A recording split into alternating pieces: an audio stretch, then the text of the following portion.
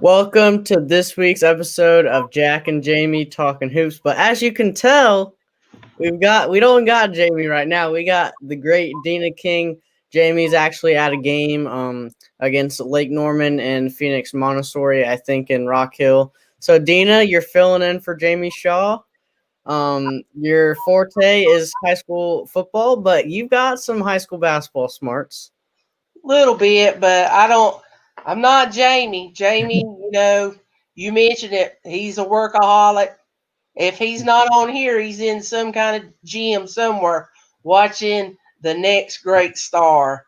Oh, for sure. Jamie actually put out an article, I think today, for his independent school power rankings. I also released mine. So I think we're going to talk about some of those top teams, talk about some of the top players, and then any other topics that we wanted to talk about. So Jamie's power rankings, he only did independent schools. So he had a top five, number five being Bull City Prep, number four being Winston-Salem Christian, number three being Moravian Prep, and then number two, Liberty, and then obviously number one, Combine. Combine had a win over Carolina Basketball Academy. It was a 30-win game, which was expected, and then they played against Antonio Lowe's previous team, Moravian Prep, and beat them by exactly 30 points, which was kind of like a nail in the coffin that they may be they're probably the best team in North Carolina. Nina, I know you know some of the players on Combine because their roster is loaded. What are some names that, when you look at the roster, that stick out to you? Robert Dillingham, he's a name to get familiar with. We had an article on him earlier this year. He's getting offers, young kid. Some of my guys tell me he's going to be the next big one coming out of North Carolina, and he plays for Coach McInnes, who most people know, the former UNC point guard, played at Oak Hill. Outstanding coach, especially in the the summer circuit, the Yeah. AAU circuits. He's switched over now. Is actually in the school coaching. So Yeah. you got to look out for Combine because Yeah. they're gonna be a winner Oh, there. for sure. Their roster is loaded. Like you said, Coach McGinnis, he coached Team Charlotte this past summer, and now he's coaching Combine. Robert Dillingham, and then you got the two other 2023s, Jalen Curry and Makai Grant. Then you got some seniors AJ Smith was a senior, but he reclassed to 2022. You got unsigned senior Chris Robinson, who is leading the team as a team captain. So they're really, really good, and I think everybody expected them to be the best team in North Carolina going into the season. Now, me and Jamie both had Liberty ranked number two in the state in our rankings. I think a lot of people did. I think a lot of people thought Liberty was going to be good, but not number two good. But Jonas Adu, just watching these, I think they played 2 or 3 games. When he is confident in demanding the ball, he may be the best player in North Carolina. I mean, He's 7 feet, can handle the ball, has a mid-range jump shot, post score, a great defender. And then you got two guards, PJ Edwards and Elijah Jameson, and on the wings and guards that can support him. So I thought Liberty, they had a comeback win over Bull City Prep, and they had another one I can't remember off the top of my head, but they showed that they are a top team. And like these rankings, we've only had 1 week of games, so there's a lot of games left to be played. But those big three right there, PJ Edwards, Elijah Jameson, and Jonas Adu, how do you think they're going to play together as the season goes on? You can't teach height, and when you got a 7 footer top 100 kid that has a really good, he just narrowed his top school list, and Jamie was like, there might be some other bigger schools get involved. You never know. Yeah. The COVID issue has kind of limited college in person evaluations. So who knows with Jonas? But Jamie actually put out an article today on PJ Edwards, who welcome to the Hoop State. So go to NC Preps and check that article out on PJ Edwards, who is going to be a good compliment there for Jonas Adu. For sure. And I think a lot of people going into the season really saw Elijah Jameson transferring from Lewisburg High School and Adu as their top two players. But PJ, kind of the newcomer, super underrated. You didn't really see him in any rankings around the state. He's got some great mid-low Division I offers, and he's been getting interest from some SEC schools. So I think he's a player. He had, I think, 24 in one of their games and 18 in one of their other games. So he's a great defender on ball, and he has the chance to be a great two-way player for them. Now, my rankings were NCISAA and independent together. Jamie's were just independent. So in mine, I had Lake Norman Christian at number 3. Since they're technically NCISAA, even though they're not able to play for the state championship. But Lake Norman arguably has had the toughest schedule so far this year. They played IMG's second varsity team. They played a great Oak Hill team. They played a few other games. They played on national TV against Oak Hill, and they lost that game, but I think that was expected. Oak Hill really used their team to their team chemistry as an advantage, and obviously that small core and great coaching. They suffocated Lake Norman Christian's offense, and Mikey wasn't really hitting his shots early on in the game.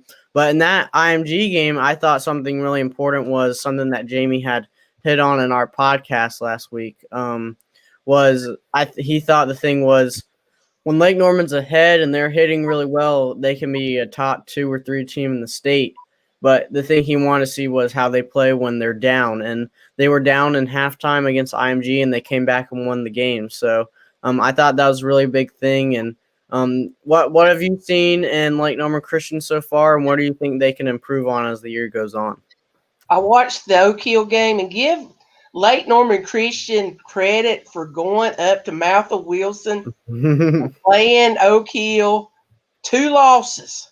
Yeah. 2 losses up there, Coach Smith. Everybody knows about the aura of Oak Hill's gymnasium, the jerseys, everything up there, the small court.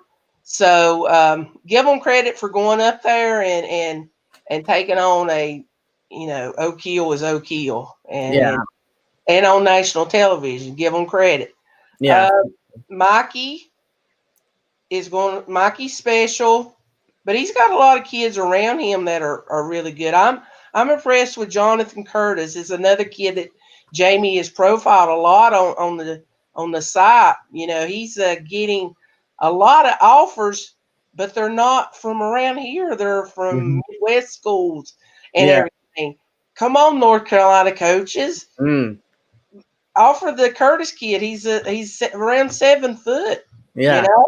So I'm doing my little pleading with the basketball folks around here in the Hoop State, but and Trey Green, I was impressed with Trey Green. He looked like he had eyes on all sides of his head. He was making those passes, and let's not forget his name. Oh, and that's a good thing. I said let's not forget, and my mind went blank. I was gonna say Allen or AJ Allen Spash. He's one, and the other kid, the post player, the other post player. Joyful Hawk. Who? Joyful Hawkins or Joyful? Yeah. Yes. How could I forget Joyful? They have a solid group there, and I expect them to really bond and be one of the best teams in the state for the years out. And I think that's a big word right there, is bond. And with a team like that, I know you've mentioned it. I mean, they're basically whole team or transfer, so they've never played with each other. So their team chemistry is only going to go up. Also, really 2 Swiss Army knives. They got Shane Furlan and JP Haggerty. So they're loaded in the forwards, and then obviously the duo of Trey and Mikey. They're going to be really hard to handle. Number 4, I had Burlington School. they have obviously the two big names, Jamari Thomas, who had a huge summer, and he's looking to have a breakout senior year to get some more Division I offers, and then Cool Mading, who actually signed or committed to Howard a couple days ago. He committed there over NC Central, Providence, and a few other schools. So those two big names, and then you've got some younger guys like Jaquel Powell, Zion Walker, Kobe George. They've just got a loaded roster. And excuse me, on the day that Cool committed, they played their first game against Concord Academy, who was the best team in NCISAA last year, regardless of classification. So I thought that they may take an early season loss, but they actually went out there and beat them by double digits, and I was really impressed by that win. Jamari had over 20 points. Cool had a double-double, and they had great performances from the supporting cast. So I thought that they're deserving of the top 4 spot. And there's that big matchup this Saturday, Lake Norman Christian versus the Burlington School. So 2 top 4 teams in Rock Hill, just as it seems like every other big game. What are you looking at in that matchup between the Burlington School and Lake Norman Christian? First of all, it seems like Rock Hill's the basketball capital of the Carolinas. Everything has been in Rock Hill, whether it's these games, Rick Lewis's Phenom Hoops thing, Exactly. and everything. Rock Hill's got a lot of business this whole year due to COVID.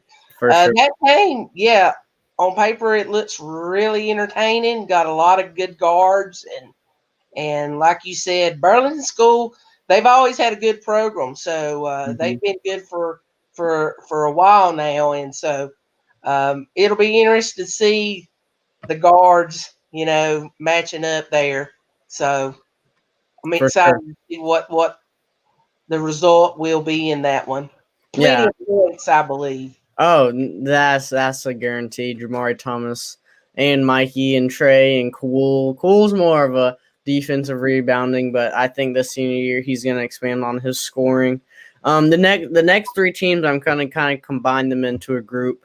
Moravian Prep, Winston-Salem Christian, and Bull City Prep.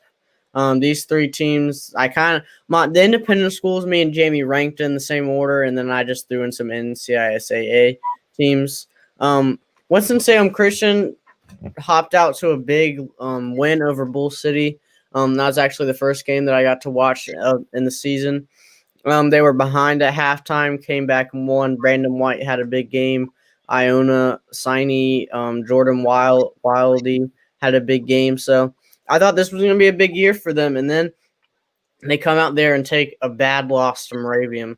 They just could not score. They didn't look like they had good team chemistry at all.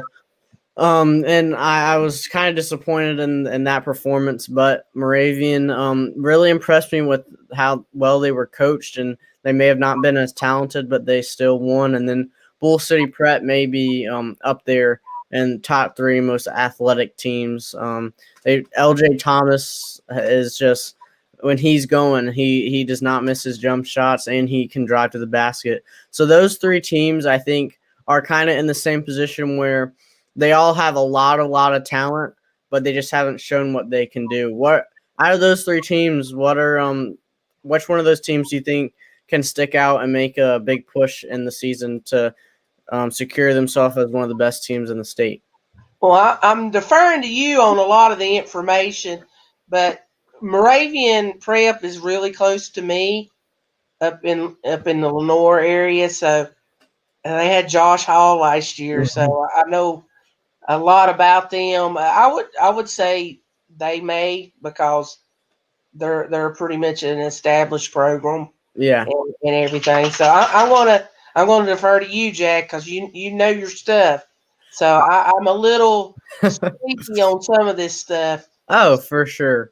And obviously, like we said, Jamie is at the game in Rock Hill, but I think me just not knowing, or me knowing so much about these teams, even I can't really decide between these 3 teams, just because with this all small sample sizes of games, it's hard to decipher between the teams that that faced off. And really, what I'm just going off these three teams is the head-to-head. But sometimes a head-to-head can't really tell the whole story. And then the next three teams that I had ranked was Cannon School, Carmel Christian, and Cape Fear Christian. Cannon, I think some people thought they would have a down year after Jaden Bradley left. But Jarvis Moss put up 28 points, either 28 or 29. And it's looking like I thought he had two situations this year with Jaden Bradley. Last year with Jaden Bradley, a lot of people focused on him. He was getting a lot of open shots. I thought that this year he would struggle maybe as the number one option, or he would prosper and being able to get more shots up and stuff like that. And it's looking like this is going to be a big year for him. I got to talk with him a little bit. He's been getting talks from Stanford, Indiana, Kansas, so many Division I schools, Arizona State, Vanderbilt. He's gonna have a big year and be a high major player. And then Carmel Christian had a big win over over Davidson Day. That was a big matchup. Davidson Day last year was super good. They brought in Blaine St. Clair, an Army signee, and Donovan Atwell, one of the best shooters in North Carolina. But they only put up 38 points, and you don't win basketball games when you put up 38 points. And Carmel won that game. And then Cape Fear Christian was kind of a team that I decided to throw in just because I thought they had an interesting start. They beat Quality Education, who is a solid program, and then they beat Wayne Country Day by 20 points, which was a big win for them. And they've really, with their performances, they're tall, they're long. I think they've got like 3 or 4 guys over 6'7". So they're going to have an interest in a weaker year of 1A. They're going to have a big year, and I think they could contend with a team that I got to watch last night, Greenfield, who is so young and so athletic and has a great coach in Rob Salter. So they're going to have a chance. And then obviously Victory, probably the most talented team out of the 1A. So Deana, I've kind of talked about all the teams. I'm going to ask you one last question. Out of all of those teams, what do you think is a team that you could see in the upcoming weeks maybe having a big improvement over the next couple weeks that could inject them into the conversation into being one of the best teams in the state, or maybe even a team that I didn't even list? Well, I think you mentioned Cannon, and I know they lost Bradley, but they got DJ Nix back, and Christian Reeves. I love the 7-footer. You can't teach height. So with those two going along with Jarvis Moss, I think Cannon's poised to move up your rankings. I agree. And then also those rankings were just teams that have played. So you still got teams like Greensboro Day who still haven't played yet, Trinity Christian who hasn't played yet. So don't ever count out Freddie Johnson's Greensboro days. Never. No, never. I think they one of the best in North Carolina, period, regardless of classification, pro, college, high school. Freddie Johnson. He is probably one of the greatest high school basketball coaches in North Carolina of all time. So I'm really excited to see them play with all their new players. So it's early in the season. And then also tune in tomorrow night. We got our NC Preps live show with me, Deana, and all of our other interns, and we'll talk about some high school football, talk about some VTO camps, and the NBA draft tomorrow night, and some North Carolina natives from North Carolina that are going to get drafted. So, Deana, thank you so much. Yes, ma'am, and I'm sure Jamie's having a great time getting to watch Mikey. I'm just interested to see what Jamie's scouting report on us is. We'll have to get him to break down the show in an article. So, all right, thank you guys so much for watching, and thank you so much, Deana. Thank you.